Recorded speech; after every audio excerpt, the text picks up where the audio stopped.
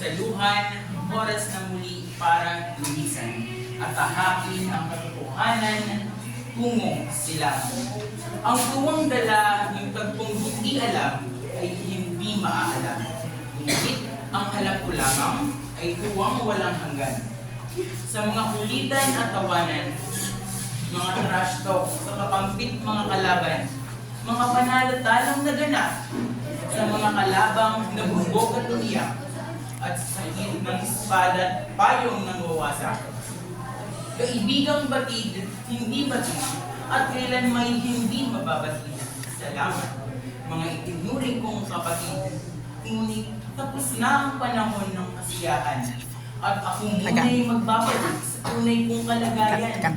Ako muna'y magpapahinga at magpapahilom ng aibag na marka upang maganda sa panibagong hamong mapapala.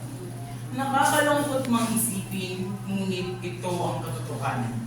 Katotohanan dito na maaaring katotohanan mo na kailangan kong itigil ang pagpapakalunod sa ibang mundo at kailangan kong harapin ang realidad ng buhay kong ito na kailangan kong pumasok ng paaralan upang madagdagan ang aking kaalaman nang sa aking paglaki hindi ako maging isang salot ng lipunan.